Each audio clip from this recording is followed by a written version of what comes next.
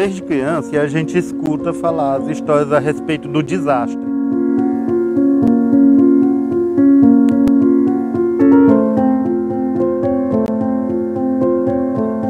Em 1957, 13 de julho, às 16 horas, ocorreu um acidente de proporções trágicas, em que vitimou praticamente 33 pessoas.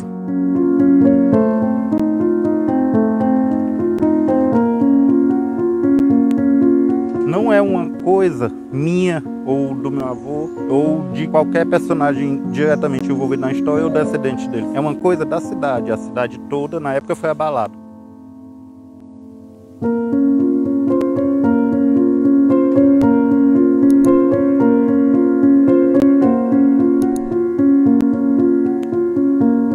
Ao primeiro olhar, Altos parece uma cidade pacata, embora tenha o vai e vem constante dos automóveis que cruzam o município. Pela rodovia passam diversas linhas de ônibus, caminhões carregados com encomendas e carros a passeio. Só que muita gente não sabe que foi na BR-343, antiga BR-22, próxima à entrada de Altos, que aconteceu um dos fatos mais trágicos da história do Piauí e ainda povoa a memória dos altoenses.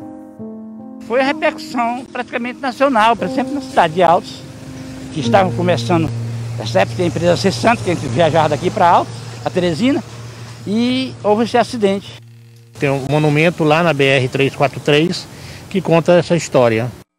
Foi um acidente que envolvia um ônibus que vinha no sentido Teresina-Parnaíba, né, um ônibus da Marimbá, e no sentido inverso vinha um caminhão que era dirigido por um motorista chamado Zé Cândido.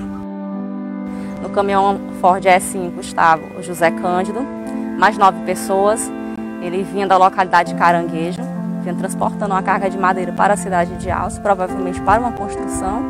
Além dessa carga de madeira, havia também sacos de carvão.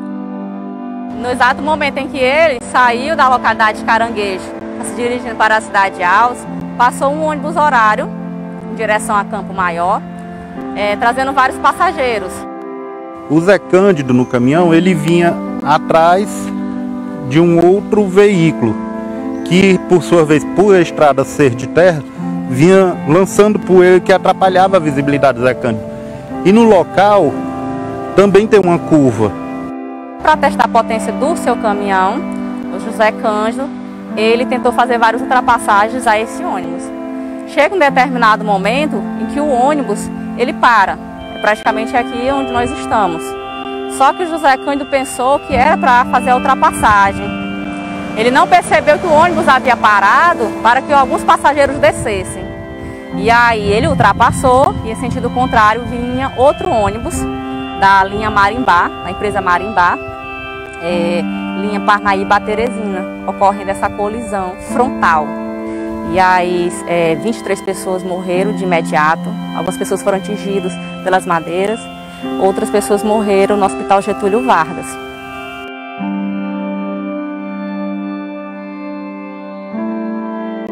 A historiadora conta que na época houve uma comoção muito grande, pois dentro do ônibus, além de comerciantes, viajava o prefeito de Piripiri, Joaquim Canuto de Melo. Ele faleceu junto a uma família inteira, formada por uma mãe e 3 filhos, todas crianças com menos de 7 anos. O prefeito da cidade de Altos na época, José Gil Barbosa, ele mesmo parece que chegou a ouvir o barulho e se dirigiu até o local do acidente.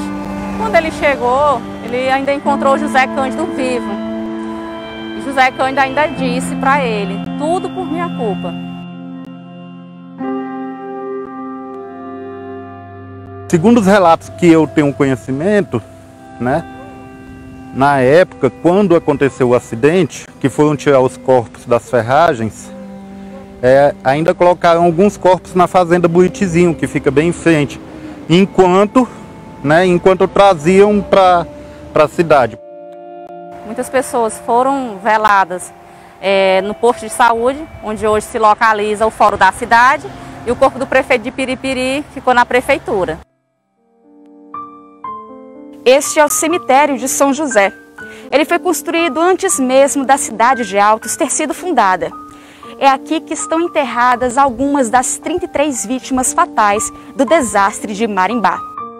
Algumas pessoas foram sepultadas aqui, mesmo sendo de fora, porque os parentes na época, condições muito precárias e às vezes pessoas de baixa renda, não tinham condições de mandar pegar os corpos. Quem teve condição de pegar seus mortos para levar para sepultar em suas cidades, pegou, né? Mas quem não teve essa condição, os mortos acabaram sendo sepultados por aqui mesmo. Depois de tudo, iniciou-se um movimento de peregrinação e até devoção às almas desses falecidos no acidente. No local do desastre de Marimbá, anos depois, vários comerciantes e alguns familiares das vítimas construíram um monumento que levou o nome de Santuário das Almas. Segundo Fernanda, devotos relatam que as almas são capazes de fazer milagres. A maioria das pessoas que vêm para cá, geralmente é para orar por essas almas, né?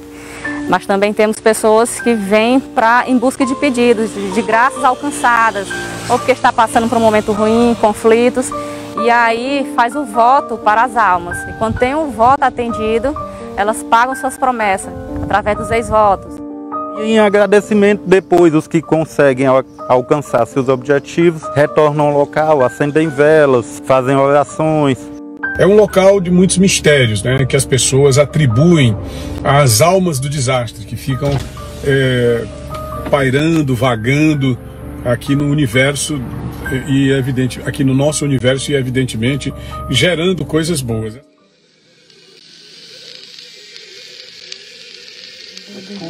Mas o desastre de Marimbá não é apenas um acidente que marcou a história de todo o Piauí na década de 50. Aqui também é um lugar de lendas, inclusive de uma mulher que ficava na beira da estrada pedindo carona. Talvez uma das histórias mais famosas a respeito de aparição de espírito no lugar seja um caso que aconteceu nos anos 80, de que um caminhoneiro havia chegado à cidade bastante perturbado no posto Vilani, que fica na saída para Campo Maior, desabafando e nervoso por ter visualizado uma dessas entidades. O episódio teria ocorrido da forma que o caminhoneiro vinha de Teresina, sentido Teresina Alto. Ao chegar em certo ponto, um pouco antes do desastre, ele viu uma mulher pedindo carona. E aí ele pegou, parou o caminhão, como às vezes fazem muitos caminhoneiros, e deu carona a essa moça. E depois disso, ficou conversando com ela dentro do caminhão, disse até que era uma moça muito bonita, né? E que ela precisava chegar ao seu destino e pediu a carona por isso. Só que quando chegou nas proximidades mais ou menos em frente ao desastre, essa moça desapareceu misteriosamente de dentro do caminhão. Também temos a questão de uma ligação para o SAMU, de que tinha várias pessoas mortas aqui na BR. E quando chegaram aqui não tinha nada? Não, diz que tinha várias pessoas mortas, corpos espalhados, quando chegaram aqui nada, não encontraram nada. É de arrepiar o cabelo, da nuca. Sim. Em 1957, os meios de comunicação existentes eram o rádio e o jornal impresso, embora a televisão tivesse acabado de chegar ao Brasil. No entanto, a notícia do desastre de Marimbá só teve repercussão no Piauí 5 dias depois, numa publicação de jornal em Teresina. Para Fernanda, se a notícia tivesse alcançado todo o país, teria ganhado as páginas dos livros de história. Esse acidente, ele era para ser considerado um dos maiores do Brasil, né? Mas se você for realizar uma pesquisa, uma busca, você não vai encontrar, podemos dizer assim, o acidente do Marimbá, como ele é conhecido, se comparado com outros acidentes que já aconteceram no Brasil. Mas a história do desastre de Marimbá não se perdeu com o tempo. Essa questão da fé, ela vai se propagando através da tradição oral, porque eu ouvi falar, geralmente a pessoa, um devoto vem, e aí a pessoa está com algum problema, algum amigo, e aí ela sempre diz, então tem fé nas almas do desastre, elas são milagrosas. E aí essa questão da devoção, ela vai se propagando e a história também. De lá para cá, permanece viva na memória, seja de quem presenciou, seja através da transmissão dos relatos dos nossos antepassados, e também permanece viva no imaginário popular, tanto pela questão da religiosidade, como pela questão das lendas que que povoam o lugar e fazem parte do coletivo de lendas da cidade.